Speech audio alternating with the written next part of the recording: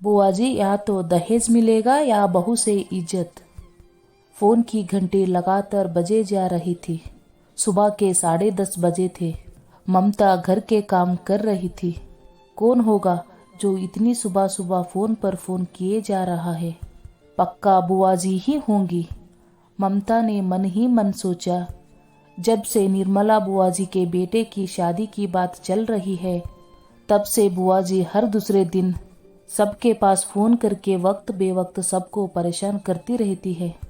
फटाफट बर्तन धोकर दुपट्टे में हाथ पोंछती फोन की तरफ पड़ी। स्क्रीन पर बुआ जी की नाम देखकर हंसी उसके चेहरे पर आ गई और वो खुद से ही बोल पड़ी, गए अब तो 1.5 घंटे फोन पर। जी बुआ जी प्रणाम, कैसे हैं आप? ममता बोली, खुश रहो। कहाँ थी भाई? कब से फोन लगा रही हूँ। बुआ जी ने सवाल के बदले सवाल किया। बस बुआ जी, घर के कामों में लगी थी। आप बताइए, कैसे याद किया? ममता ने पूछा। बुआ जी तो जैसे इंतजार ही कर रही थी कि कोई उनसे पूछे। बुआ जी बोल पड़ी, अरे क्या बताऊं, प्रभात के लिए इतने अच्छे अच्छे रिश्ते आ रहे हैं, मगर उसे तो कोई पसंद ही नहीं आ रही। ऊपर से बोलता है शादी करूंगा तो बिना दहेज के। अब तुम ही बताओ भला, इतना पढ़ाया लिखाया बेटे को, इतने पैसे खर्च किए, हर तरह की सुविधा दी, क्या इसी दिन के लिए कि बेटा मनमानी करे? ममता कुछ कहती इसके पहले ही बुआ जी रोने लगी और आगे बोली, तुम ही सोचो, क्या माँ बाप का कोई अरमान नहीं होता बेटे को लेकर?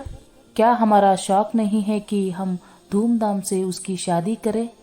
हमारा भी 4 लोगों में इज्जत हो। सारी जिंदगी की कमाई बेटे को लायक बनाने में लगा दी।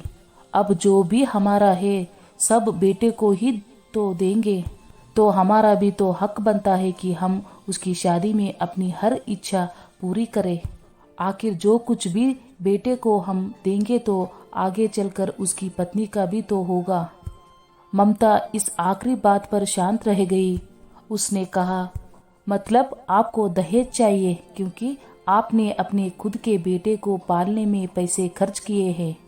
बुआ जी को सच चुभ गया। वो बोली, तो हमें कौन सा अपने लिए चाहिए?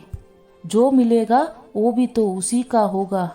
मतलब खुद को सहायता करते हुए बोली, बुआ जी वो सब तो मैं नहीं जानती, मगर एक बात तय है, अगर आपने अपने ही बेटे के प्रति निभाए गए फर्ज और प्रेम को पैसे से तोल दिया तो कल को बहू क्या बेटे की नजरों में भी आपकी इज्जत कम हो जाएगी।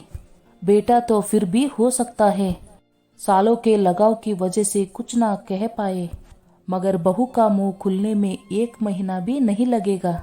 मैं भी एक औरत हूँ और मन की बात कहूँ तो मैं भी ऐसे इंसान और रिश्ते को इज्जत नहीं दे पाऊंगी। बुआ जी शांत थी। ममता आगे बोली, आप बेशक धूमधाम से शादी करिए, उसकी तैयारियां जैसे मन हो वैसे करिए, जितना ताम झाम करना हो करिए, वो आपका हक है, मगर खुद के दम पर, ना जाने की लड़की वालों पर बोझ डालकर कि इन चीजों के पैसे वो दे। आपके शौक आपकी जिम्मेदारी है। सीधे सीधे कहूँ तो बुआ जी, या तो दहेज मिलेगा जो पलक झपकते ही खर्च भी हो जाएगा, या तो बहू से जिंदगी भर का प्रेम और सम्मान मिलेगा जो बुढ़ापे तक हर अच्छे बुरे वक्त में आपके साथ रहेगा। फैसला आपका है। बुआ जी काफी देर तक बहुत गहरी सोच में चुपचाप फोन लिए खड़ी रही, फिर फोन काट दिया। अगले दिन फिर बुआ जी का फोन आया। ममता के फोन उठाते ही दूसरी तरफ से बुआ जी की चहकती हुई आवाज आई, बिटिया जल्दी से टिकट करा लो, अगले महीने की 16 तारीख को तुम्हारी भाई की सगाई है, कम से कम 1 हफ्ते पहले आना है तुमको। सच में बेटा, कल तुमने कुछ बातें साफ साफ कहकर मेरी आंखें खोल दी। हमने फैसला किया है कि लड़की वालों से कोई मांग नहीं करेंगे। प्रभात भी बहुत खुश है, बस अब तुम भी जल्दी आने की तैयारी करो। ममता ने खुश होकर जी बुआ जी कहा और फोन रख दिया।